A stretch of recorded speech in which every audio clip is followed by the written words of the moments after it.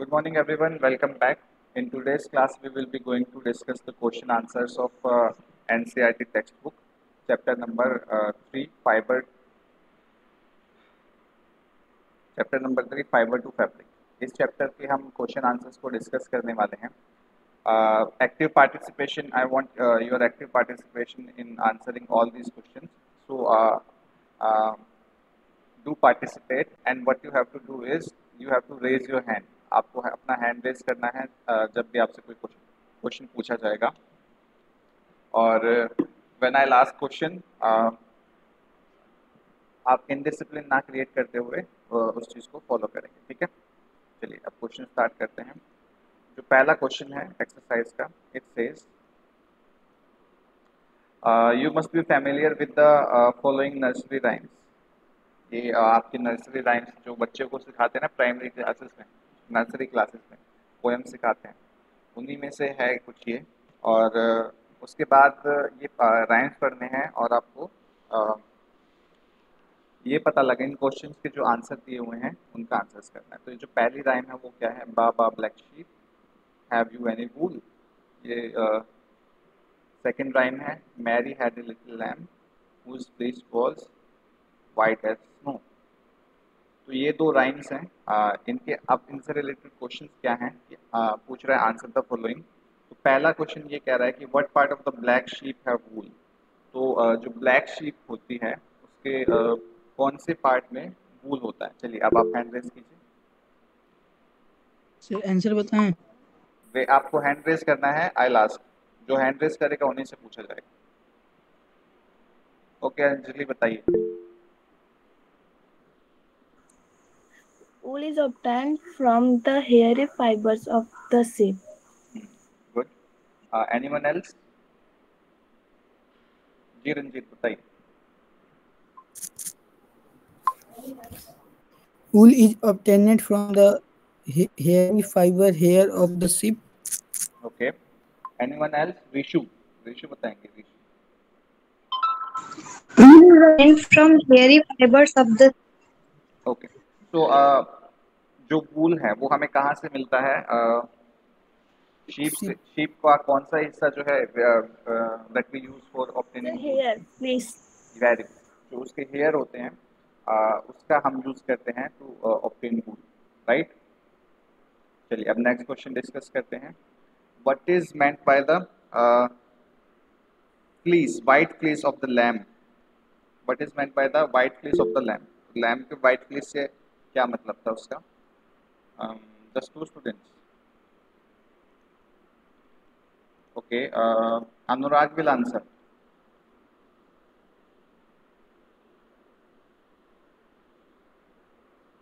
अनुराग.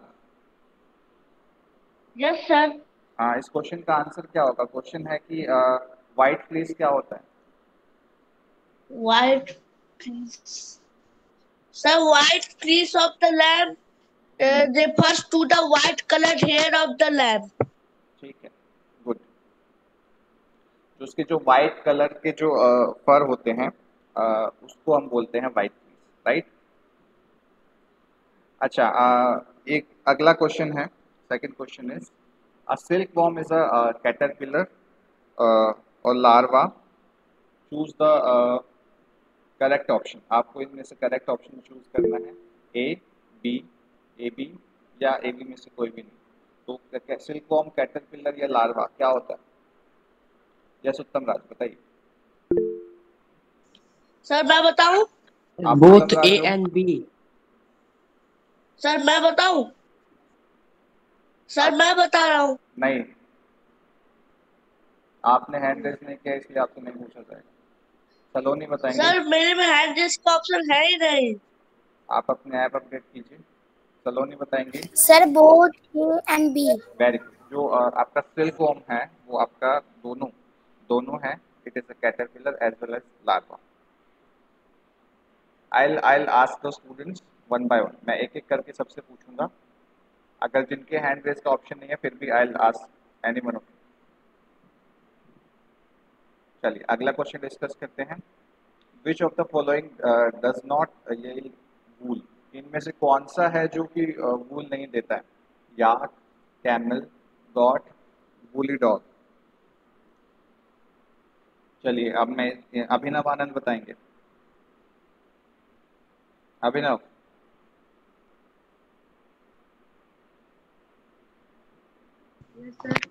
बताइए, कौन कौन सा एनिमल जो है इनमें से वूल नहीं देता है? Yak, camel, goat, woolly dog. Woolly dog.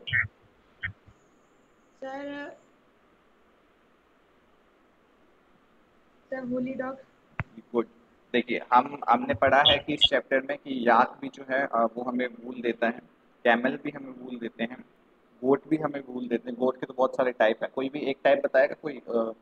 अनुराग आप बताओ, गोट कोई भी गोट का ऐसा टाइप।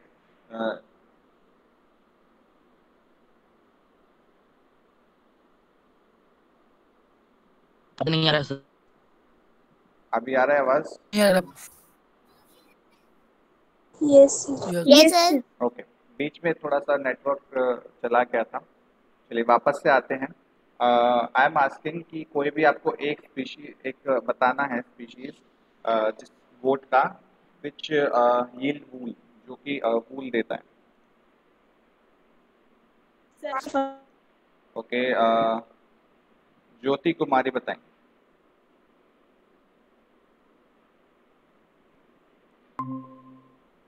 ज्योति कुमारी। एक बार अच्छा, क्वेश्चन ये है कि आपको कोई भी एक ऐसी गोट से का बार नाम फिर बताना है, ऐसी गोट का नाम बताना है जो कि वूल देती है।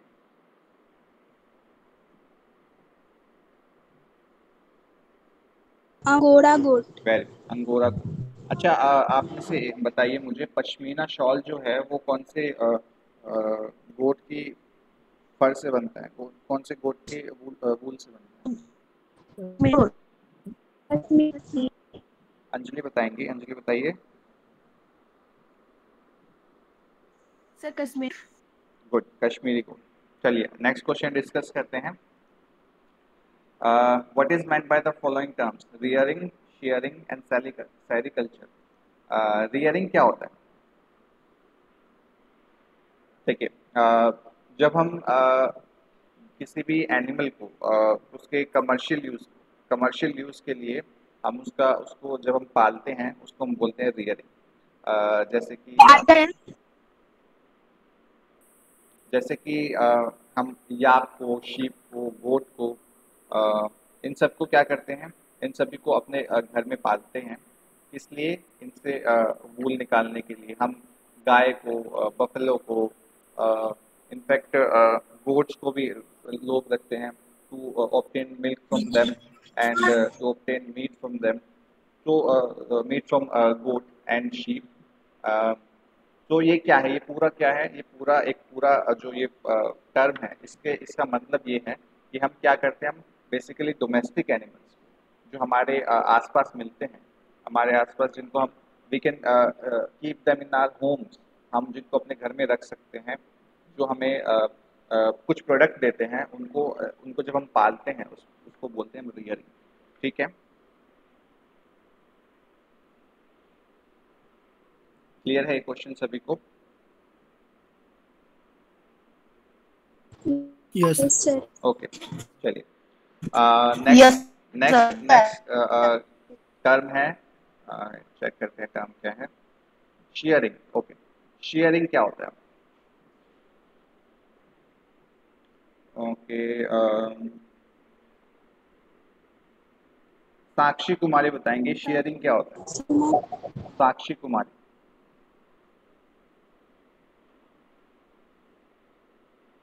साक्षी बताइए शेयरिंग क्या होता है?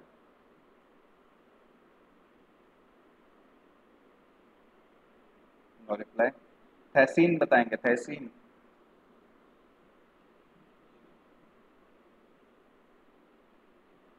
आपको आवाज आ रही है मेरी? नेटवर्क का इश्यू तो नहीं है फिर से? Am I Audible?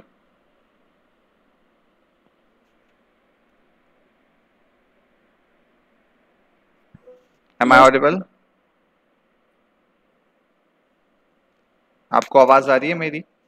Yeah.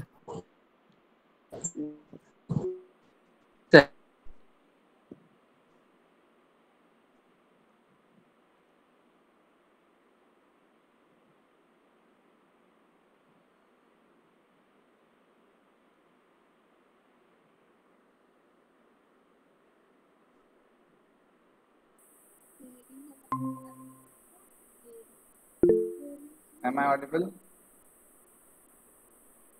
Yes, sir. अभी आवाज आ रही है आपको? Yes, sir. Okay, good. Yes, sir. चलिए, due to some network trouble, there was some network trouble. Network थोड़ा सा अभी फ्लक्चुएट कर रहा है, आज पता नहीं क्या हुआ है. यस हसीन, आप बता रहे थे, आपसे मैंने पूछा था कि शेयरिंग क्या होता है. Sharing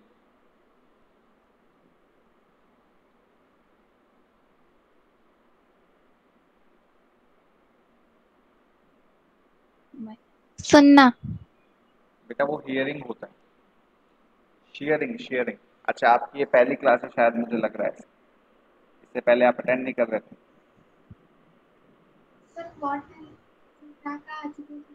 okay, do sir one. वापस से बोलिए। What is sharing? शेयरिंग क्या होता है? शेयरिंग मतलब किसी को सारा अच्छा, पीछे कोई हेल्प कर रहा है. चलिए कोई बात नहीं. चलिए सलोनी बताएंगे शेयरिंग क्या होता है.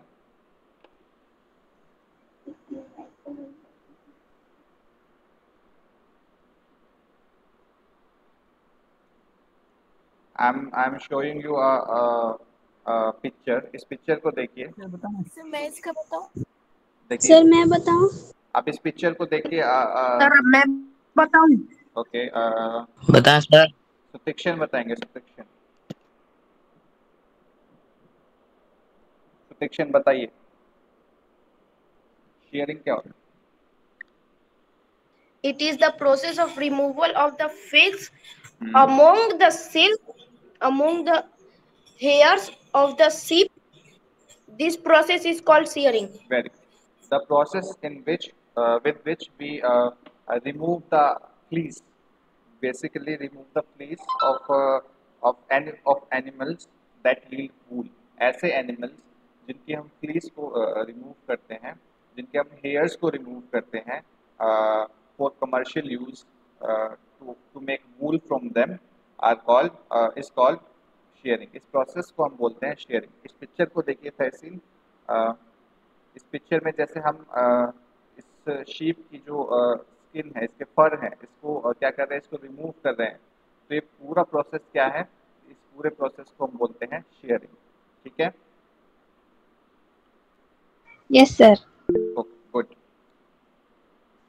जी Yes, सुतिक्षण sir. बताइए. चलिए नेक्स्ट क्वेश्चन डिस्कस करते हैं. आपको बताना है सेरिकल्चर क्या होता है. ये क्वेश्चन तो बड़ा कॉमन है, आई बिलीव सबको याद. इसका आंसर सर मैं बताओ. बताती हूँ। सर मैं बताऊं? मैं पूछता हूँ किसी से. चलिए, बाकी बच्चों को मौका देना चाहिए हमें. सूरज कुमार बताइए सेरिकल्चर क्या होता है.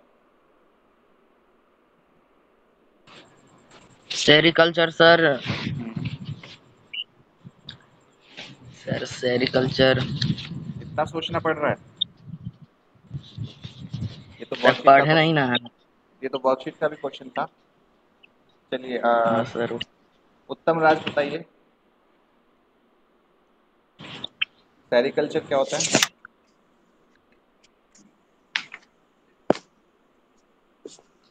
नहीं पढ़ रहे हो? The rearing बताओ बताओ. the rearing of silkworm or obtaining silk is called sericulture. Very good.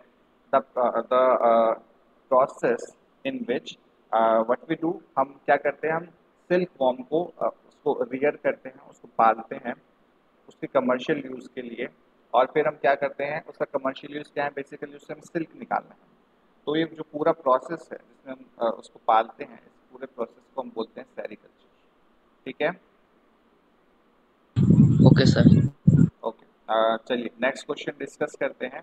अब देखिए इसमें ना सेरिकल्चर, ये वूल ऑब्टेन करने के कुछ स्टेप्स दिए हुए हैं, और उस स्टेप्स में से ना कुछ स्टेप्स को जो है मिस कर दिया है. अब जो मिसिंग स्टेप्स हैं इनको आपको कंप्लीट करना है. ठीक है? तो सबसे पहले हम क्या करते हैं, सबसे पहले हम शेयर करते हैं, मतलब जो हमारा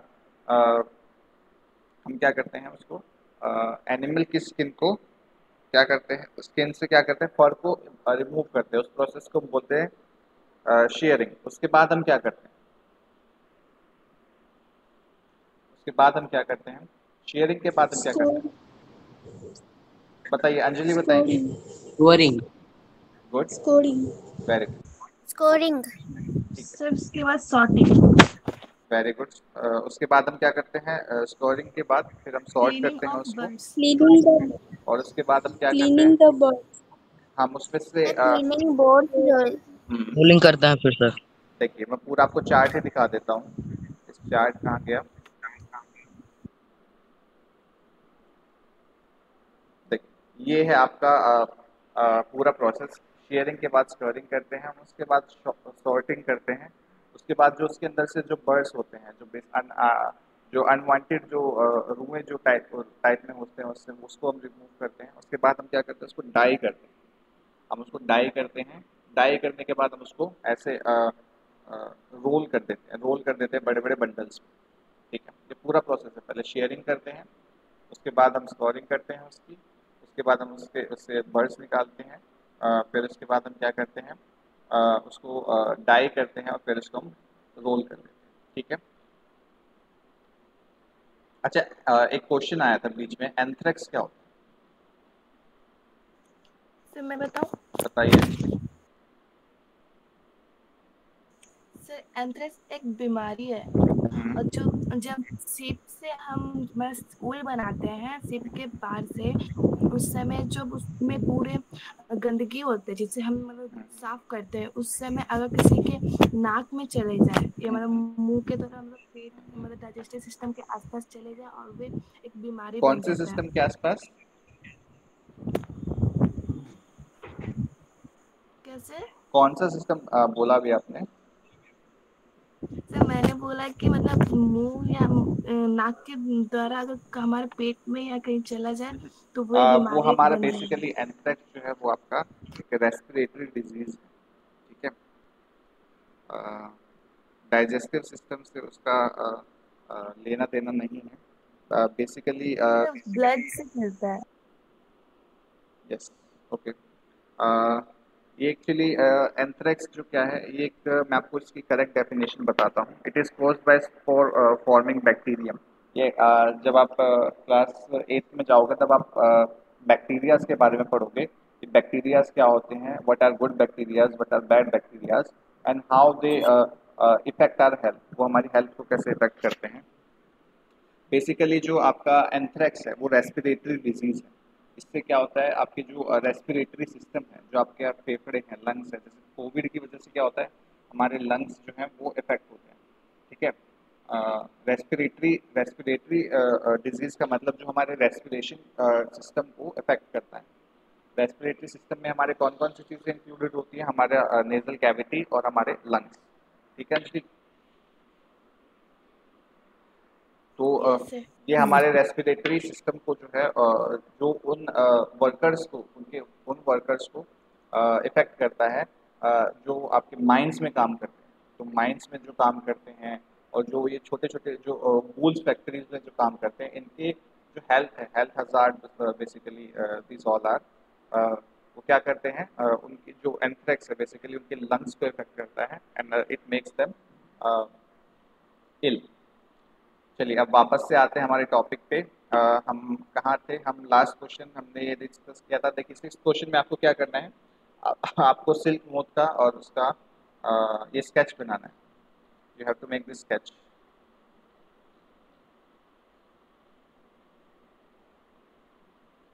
this one, right. Next question discuss करते हैं। Out of the following, which are the two terms related to silk production? इन सब में से कौन सी दो टर्म्स जो हैं उसको हम उसका हम सिल्क प्रोडक्शन में यूज करते हैं। देखिए sericulture, sericulture and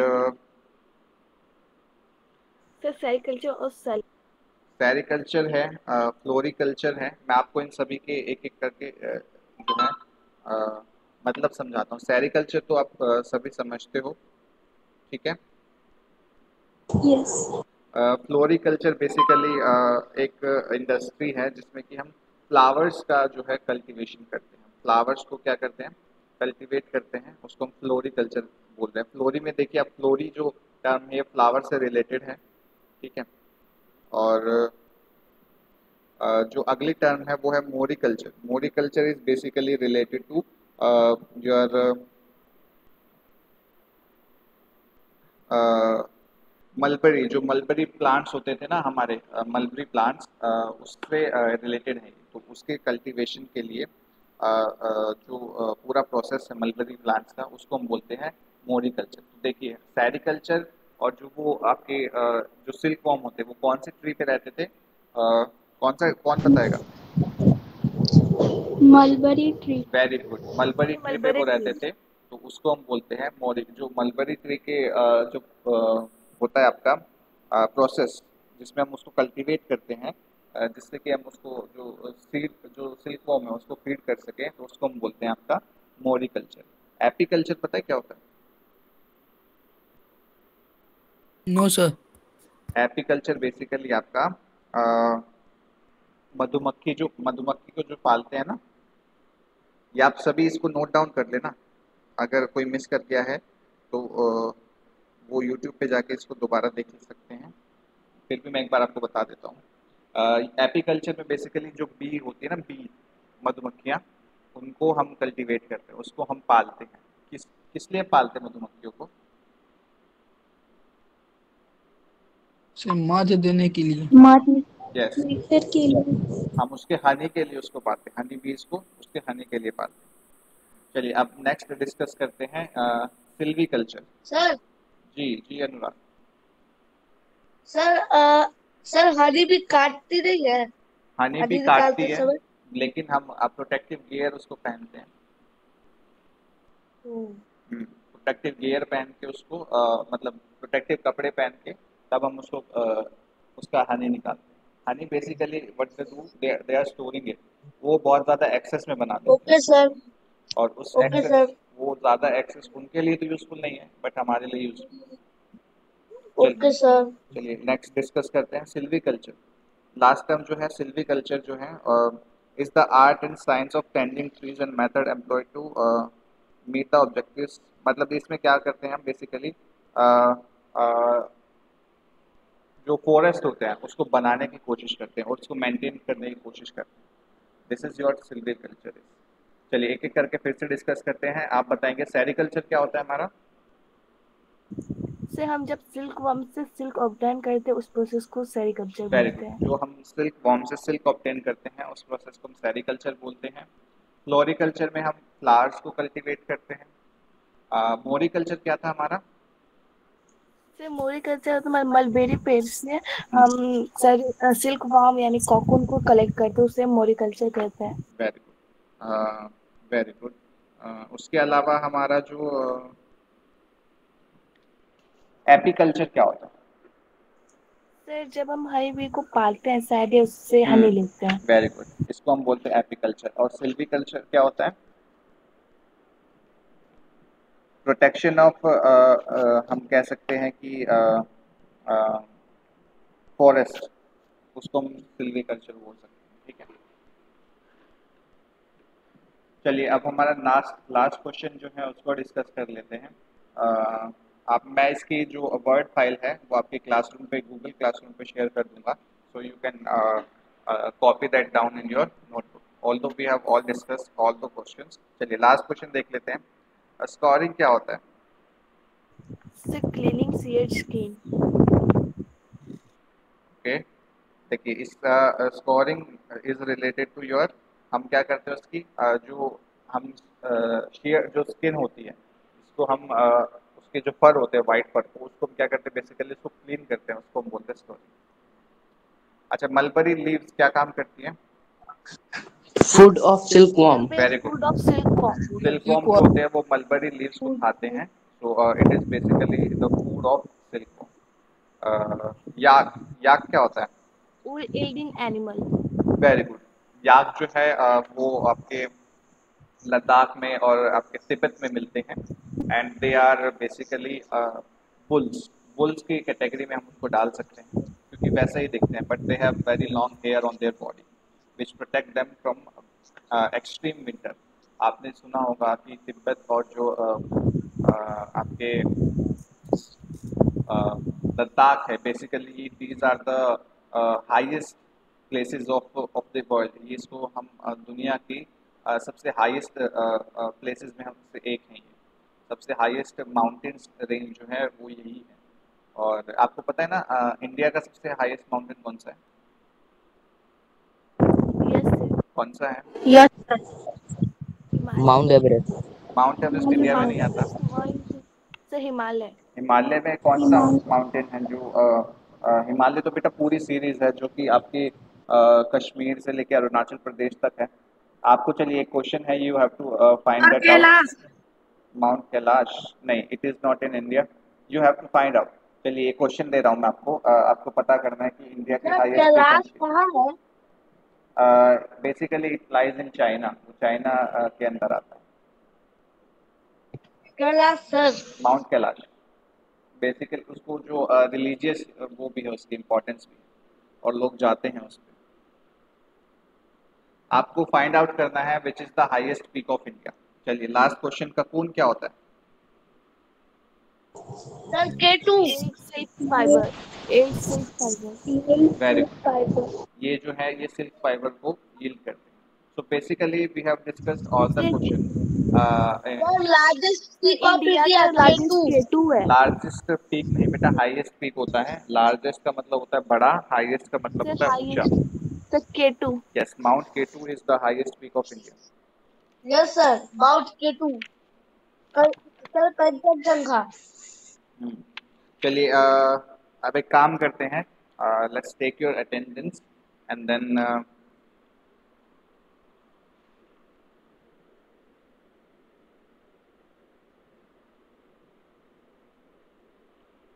okay, one more thing that I want to add.